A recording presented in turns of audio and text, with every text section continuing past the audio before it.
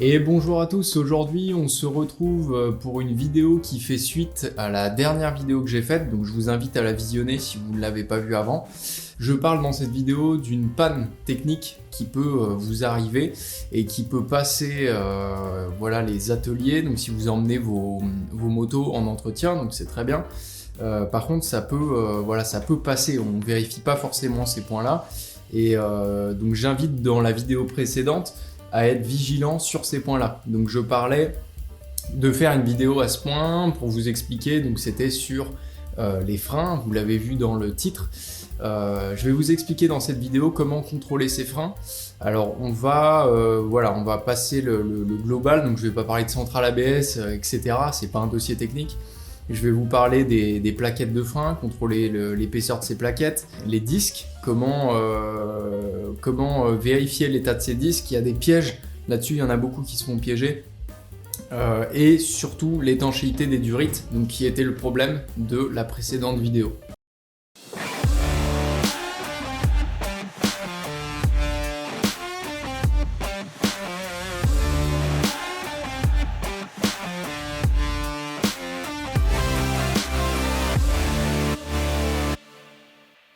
Avant de commencer la vidéo, je vous invite, si vous aimez mon contenu, à vous abonner à la chaîne, ça motive toujours, moi ça me motive énormément à faire encore plus de vidéos, donc voilà, n'hésitez pas à vous abonner.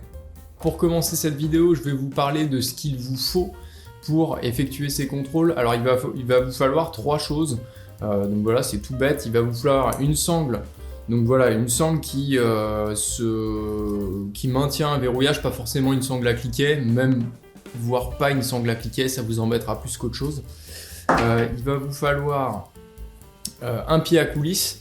Donc ça, c'est si vous bricolez sur votre moto, que vous bricolez un peu à la maison, c'est toujours utile d'avoir ça.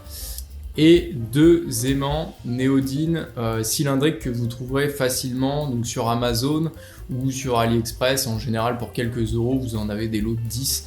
C'est toujours utile pour le quotidien, donc voilà. On va faire dans l'ordre, on va commencer par les plaquettes, après les disques, et après je vais vous expliquer comment vérifier votre circuit de frein, voir s'il est vraiment étanche au niveau de l'hydraulique. Tout d'abord, commencez par braquer votre direction à fond. Donc vous allez faire le contrôle des deux côtés, moi je vais vous montrer un côté, mais c'est exactement le même procédé. Donc là, vous tournez à fond. Vous allez regarder en fait à ce niveau-là, donc sur ces étriers. C'est sur le dessus, donc si vous voyez vos plaquettes et votre disque sur le supérieur, c'est ici que vous pouvez contrôler. Donc là, je ne sais pas si vous allez bien voir, j'ai essayé de vous faire un plan assez grossi. Je vais essayer de vous prendre encore des zooms pour vous montrer en fait la partie garniture. Si vous voulez, vous avez des parties, donc les maintiens de plaquettes qui sont entre les pistons et votre garniture. Et en fait, la garniture, elle vient s'user. Et vous avez des repères. Donc vous avez des repères d'usure exactement comme vos pneus. Alors j'aimerais savoir pourquoi à chaque fois que je tourne une vidéo, il flotte.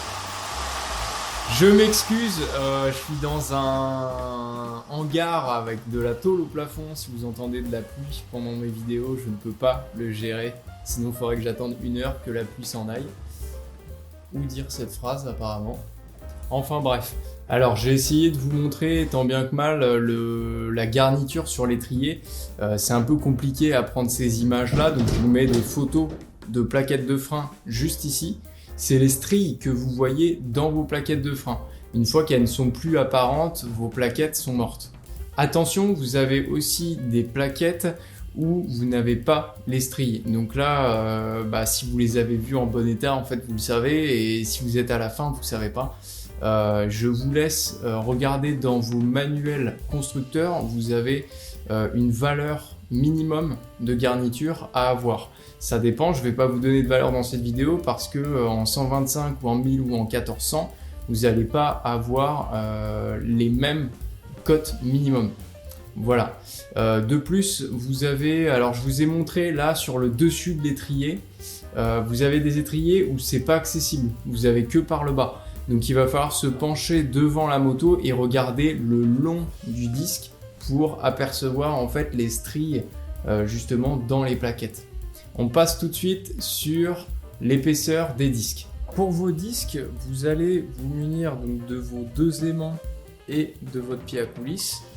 Et ça va être tout simple. En fait, sur la piste où ça freine, donc là, vous allez mettre un aimant néodyne, toc, et un de l'autre côté, et vous les mettez au même niveau. Hop. Une fois que vous avez fait ça, vous prenez votre épaisseur, donc vous prenez sur les 2 aimants néodyne, hop, vous serrez votre vis, vous retirez, hop, et là vous avez une valeur. Alors pour ceux qui ne se sont jamais servis de pied à coulisse, je vais faire une petite vidéo en parallèle, donc juste après celle-là, qui va vous montrer comment se servir d'un pied à coulisse. Ça va être très court, mais voilà, comme ça vous saurez. Donc là je trouve 11 mm, donc 11 mm c'est pas la valeur, hein. Après vous enlevez vos 2 aimants néodyne et vous prenez votre épaisseur juste de vos aimants. Donc là c'est à peu près, hein, vous n'avez pas besoin de prendre des valeurs au centième. Tac tac tac, on est sur du 7,5. Donc vous faites 11 moins 7,5, ça vous donne 3,5 et sur tous les disques vous avez quelque part une valeur qui est gravée dans le disque d'épaisseur minimum. Donc celui-là c'est 3,5, donc 11 moins 7,5 ça fait 3,5, donc les disques là sont à remplacer. Vous allez me demander mais pourquoi on utilise 2 aimants néodyne et qu'on mesure pas directement avec le pied à coulisse directement sur le disque. Alors pour la simple et bonne raison que les plaquettes elles n'appuient pas sur la totalité de votre disque. Donc vous avez votre disque qui est comme ça et ça n'appuie pas sur toute la largeur. Ça va être un petit peu moins. Vous allez remarquer quand vos disques sont usés que vous avez un bord en fait sur le bord du disque quoi, vous avez une bordure. Et si vous mettez votre pied à coulisse directement dessus comme ça, vous allez mesurer le bord. Et le bord n'a jamais été usé, donc vous allez vous retrouver avec la valeur neuve de votre disque. Alors que ce n'est pas la valeur qu'on veut. Alors que les aimants néodyne, on les met de chaque côté de vos disques, et donc vous soustrayez la valeur de vos aimants, et vous tombez donc sur la juste valeur. Normalement, il faut un outil, ça s'appelle un palmaire ou un micromètre. Là, vous avez vraiment une petite pince, je vais vous le montrer, attention. Hop là. Donc le palmaire, donc c'est cet outil là, et cet outil en fait vous venez mesurer donc beaucoup plus précisément qu'un pied à coulisse. Néanmoins voilà, cet outil là pour des outils de ce type là, donc de bonne qualité, parce que vous en trouvez sur Amazon pour 20 balles mais c'est un peu pourri, un vrai palmaire qui mesure, donc voilà, celui-là il mesure donc entre 0 et 2,5 cm, donc sur une précision d'un millième de millimètre, donc c'est très précis, ça coûte 80 balles. Je doute que voilà, si vous ne faites pas de métrologie ou de grands travaux de réfection moteur, vous n'avez pas besoin en fait de cet outil. C'est pour ça que je vous donne la technique du pied à coulisse. Le pied à coulisse est quand même beaucoup plus abordable et voilà, tout le monde peut s'offrir 2 aimants et un pied à coulisse quoi. Dernier élément à tester pour le freinage, vous avez donc l'étanchéité de vos durites et de votre ensemble en fait, voilà, l'étanchéité de vos étriers, de votre mètre cylindre, de vos durites, de tous vos raccords, tous vos banjos, donc tout ce qui constitue le freinage. Ça va être une technique assez simple déjà. Si vous voyez que quand vous appuyez sur votre frein, la pression elle se relâche alors que vous ne relâchez pas la main, c'est qu'il y a un problème quelque part. Je vous donne une petite technique, vous prenez votre sangle, donc c'est là qu'on va se servir de la sangle. Hop, alors, vous prenez votre sangle, vous la refermez. Vous pouvez utiliser des riselants aussi, mais bon, j'aime pas trop puisque vous gâchez des riselants. Vous prenez une sangle, ça fait exactement le même effet.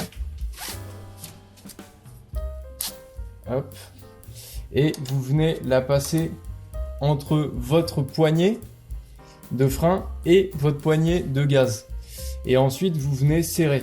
Alors, ça sert à rien de serrer comme une brute non plus, mais il faut serrer quand même fermement. Vous serrez, hop, voilà.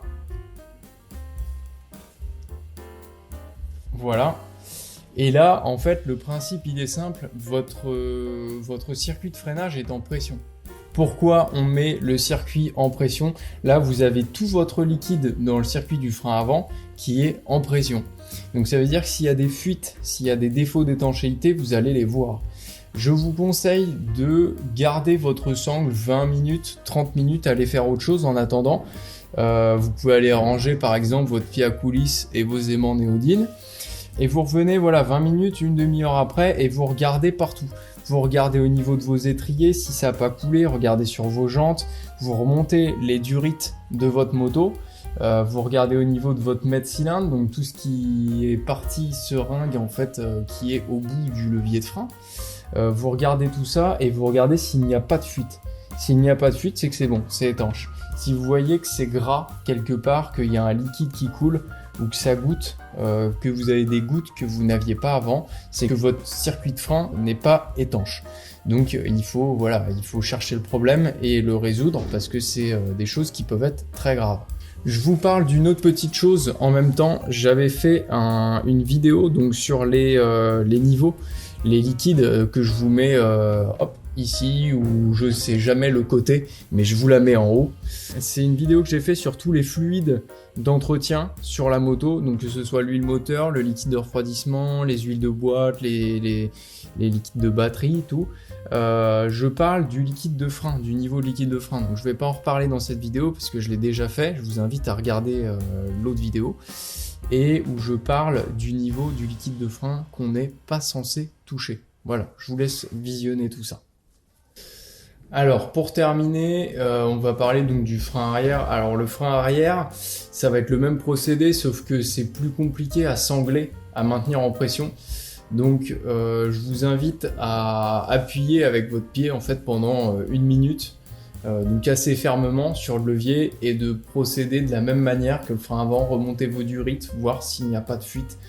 Alors ce sera pas la demi-heure, ce sera pas de la même efficacité que le frein avant, mais n'oublions pas que le frein avant est quand même le frein principal sur une moto. On utilise une méthode qui est plus rigoureuse sur le frein avant. Sur le frein arrière, il faut que alors moi je pourrais faire peut-être un trou dans mon pont et puis tirer le levier vers le bas, mais vous voyez, pour une vidéo explicative, je n'ai pas vraiment de solution à vous donner pour ça.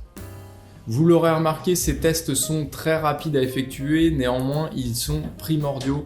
Voilà, avant de remettre votre moto sur la route pour les beaux jours, pensez à contrôler au moins ce point-là, parce que le freinage, c'est l'un des éléments les plus importants sur une moto au final, avant la puissance et quoi que ce soit sur la moto. Je dirais que les 2 points à vérifier, ce sont les pneus et les freins. Les pneus sont plus faciles à contrôler, vous avez juste votre usure de pneus, regardez votre dot. J'ai fait une vidéo à ce sujet, j'ai fait un dossier technique sur les pneus qui est un peu long. Si vous avez un peu de temps, vous pouvez aller le voir. Mais voilà, vous vérifiez juste la date de fabrication de vos pneus, votre usure, et voilà, c'est plus facile à contrôler que des freins. Sur ce, je vous dis à une prochaine, on se retrouve pour une prochaine vidéo donc, qui sera sur le sujet des chromes, comment entretenir ces chromes pour ceux qui ont des motos qui sont reluisantes de partout, comment entretenir ça, s'il y a des piqûres de rouille et tout ça, on verra ça dans une prochaine vidéo. A plus.